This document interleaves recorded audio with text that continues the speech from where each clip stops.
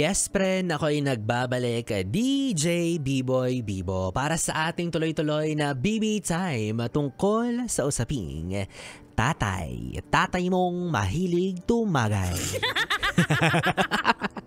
At kanina nga ay narinig natin ang sulat ni Noah na ipinadala niya para sa kanyang papa, na kahit na hindi na naririnig ng papa niya, talaga namang sinusulatan niya pa no. Well, ganun talaga no mga yes friend, kapag may mahal tayo sa buhay na mayapa na, naniniwala tayong naririnig at nakikita pa rin nila tayo no, kahit sila hindi na natin naririnig at nakikita no. So going back, sobrang nalungkot lang ako dun na naging ganun yung takbo ng kwento. Kasi nung umpisa sabi nga niya, di ba, wala namang madrama tungkol sa kwento ng buhay niya or ng pamilya nila. Then one day, may dumating na isang problema.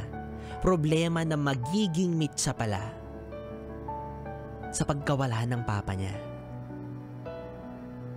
Well, it took them a year para, alam mo yun, ma-enjoy pa yung moments together ng kasama yung father nila. But who knows? No one knows, walang nakakita na after magkasakit ng papa niya by 2022, the next year, mawawala na pala, diba? Kagaya nga na sinabi niya sa kwento, imbes na gumaling siya patagal ng patagal, tila lalong lumalala. Kaya nakakalungkot yung naging takbo ng sulat niya. Obvious naman, diba? Oo, hindi ko ma-imagine yung isang klase ng pamilya na maayos at kumpleto, masaya, na malalagasan ng isang miyembro, no? At yung nawala pa ay yung nagsisilbing haligi, yung isa sa mga nagbubuklod sa kanila. I mean, hindi ko naman sinasabi na dapat ibang member na lang ng pamilya, di ba? Dapat wag na yung haligi, gano'n. Dapat yung sahig na lang ng pamilya. O, diba? Hindi ko naman sinasabing ganun. Kung mahalaga ang haligi at ilaw ng tahanan, syempre, ikaw bilang anak yan. Ayun naman hinihintay mong marinig, alam ko Diba? Ikaw bilang anak, mahalaga ka rin Kahit na ang role mo gulong na pabigat. Pampabigat sa bubong ng bahay pag may bagyo, diba? Meron ka pa rin halaga. May kwenta ka pa rin sa pamilya. Kahit ano pa yan. Especially kapag alam mo na yung pamilya nyo okay naman, harmonious, masaya, wala masyadong problema, tapos mawawalan kayo ng isa, yun yung malungkot.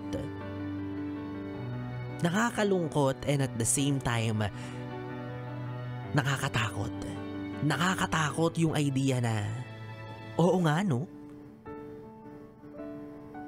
What if, along the way, habang nagsusumikap ka na abutin yung mga pangarap mo sa buhay. Mga pangarap mo na hindi lang para sa iyo, kundi para sa mga taong mahal mo, para sa pamilya mo, bigla na lang may mawala sa inyo. Paano na? Isang malaking panghihinayang yun kung ganon. Yung kompleto sana kayong nag-celebrate, masaya, naiyayabang mo doon sa miyembro ng pamilya mo na bigla na lang nawala. Paano na?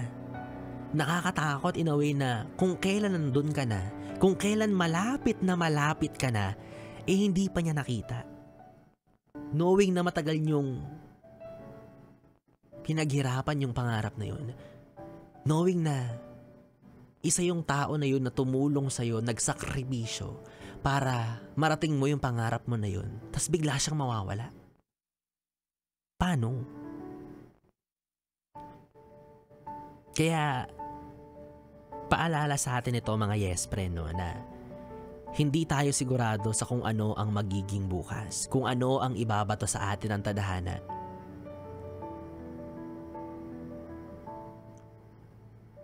Hindi tayo sigurado. We're not promised tomorrow. Kaya mahalaga na palagahan natin at lasapin natin yung mga pagkakataon na kasama natin yung mga mahal natin sa buhay.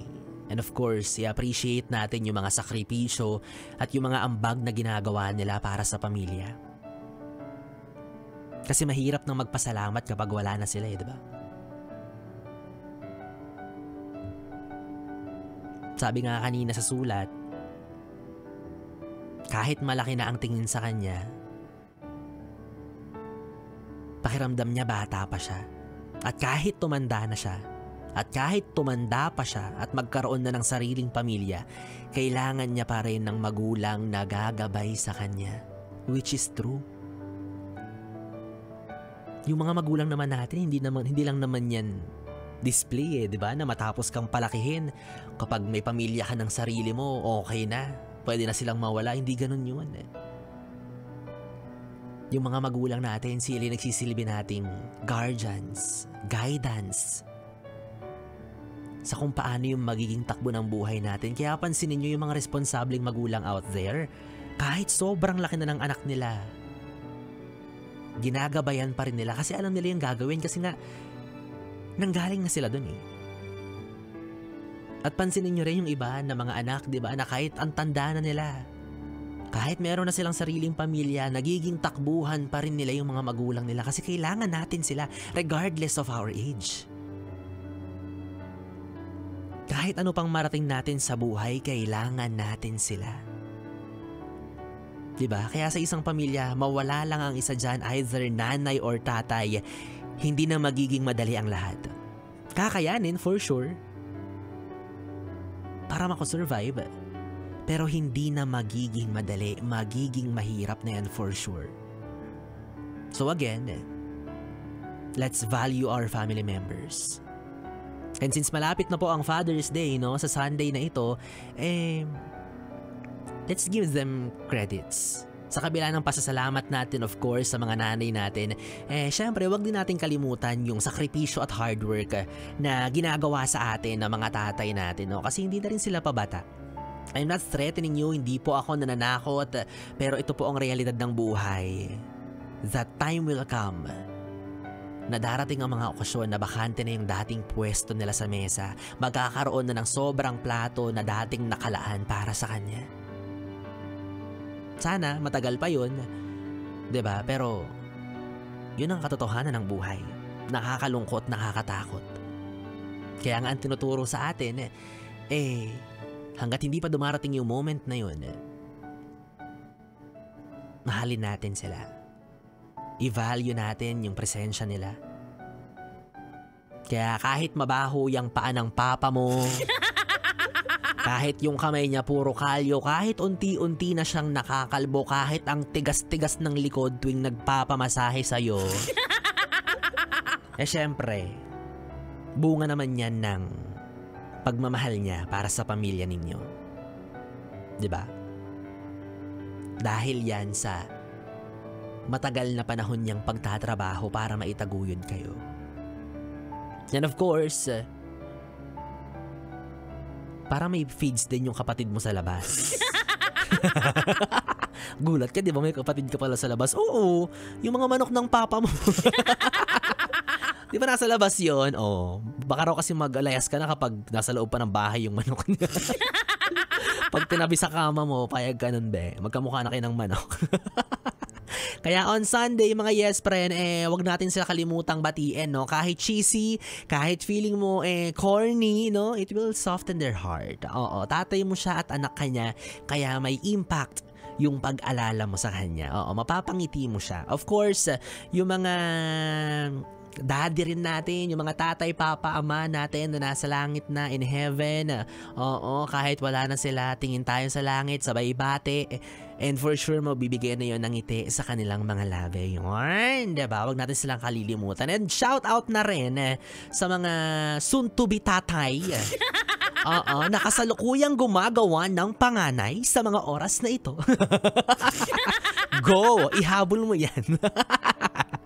Ayos, well anyways mga yes friend, 3 oras na Bibi tayo ng ating pinagsamahan. Nakapiling nyo po ang Bibi niya sa radyo, DJ B-Boy Bibo, ang DJ na single, ready to mingle, basta walang label. Magkasama at magkarinigan po tayong muli bukas from 2 p.m. to 6 p.m. Makakapiling nyo po si B-Boy Bibo para sa ating programang Stick to One, mga kantang OPM atid po sa inyo ng 101.1 Yes FM. Solid! Good day, Bibi! Mwah, mwah.